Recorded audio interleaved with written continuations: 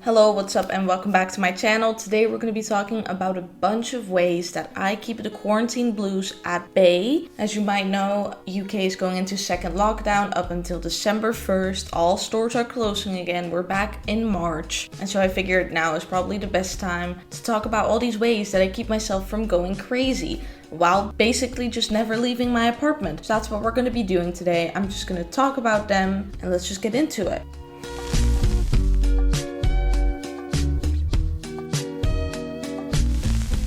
So we're gonna get started off. So the first thing on here is probably the smallest thing, but it has never failed me. And that is just like cleaning, opening your windows, letting light in, vacuuming and just making sure the place is not a depression hole. Always seems to work for me as like the first step. So make sure you have that going on. Second of all, and this is a very big all-encompassing thing, is just going the extra mile with things. I tend to go the easy route with a lot of things and then it's not as fun. So for example, if I'm sitting at home watching TV, I won't put in the effort to put on all the cute lights. I'll just put on the overhead lights, and that makes it very boring or not fun enough. And it really helps for me if I make things into a ritual and really make them into a moment for myself. So taking the time to light a candle and putting all the lights on, because it makes things like cozier. It creates little rituals. And that just brings me joy. The third thing is making things. And that's very general. It could be things like this video, or it could be drawing on my iPad. I've really been enjoying that. Or just playing with your hands, or just making something. Anything can be digital, it can be physical, but just the satisfaction of creating something, it just brings me serotonin. So sometimes that means I'll,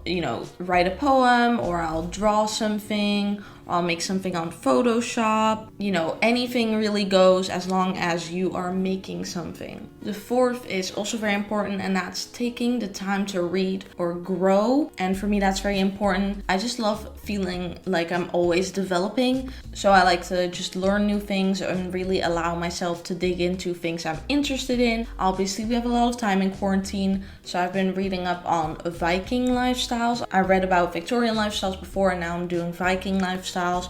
Find it really interesting, and also just like doing things like reading poetry and other things that make me feel smart really helps, because it feels like I'm actually doing something with my time instead of just sitting inside. And obviously you can also just read fun fiction books. That's also fine. Now the fifth is something I as a workaholic really struggle with, and that is letting myself have actual free time. So this just means I let myself have an hour to play video games, or like sitting down and just doing something that is just for my enjoyment and I don't have to see as work or get content out of. Number 6 is eating something I've been craving, or just getting takeout, getting some fancy food, or really cooking something nice. Doesn't have to be expensive, doesn't have to be all that fancy. Sometimes I walk to King's Cross, get a cupcake for £3, and my day's made, baby. 7th is just getting all dolled up for no reason.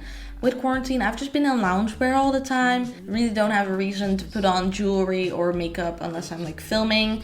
And so it's nice to take a little moment and put on some makeup, maybe experiment with some eyeshadow, take some cute pictures, and just, feel cute again. I don't wear makeup every day in quarantine because I feel like it's a waste. So sometimes it is nice to put it on and have a little moment and, flaunt it a little bit. Number 8 is social contact. So the way I've primarily been getting my social contact is via Discord and WhatsApp. Talk to my friends a lot on there. We stream video games sometimes.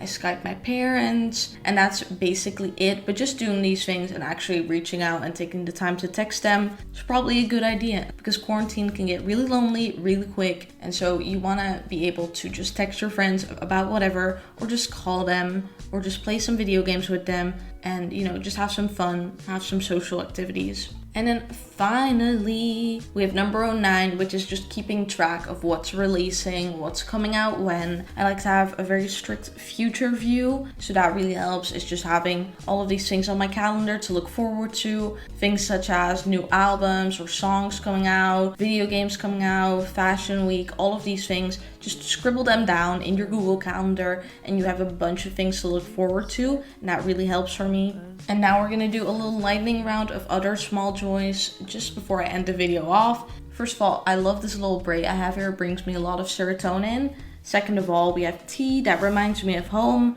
walking through the rain, looking out over the city, especially at night, sleeping on clean sheets, and then finally rewatching comfort shows. So that'll be it for this video. I hope you enjoyed. If you did, don't forget to leave a like, comment, and subscribe, because all of those things will help me out on my YouTube journey. And I will see you in the next video. Bye!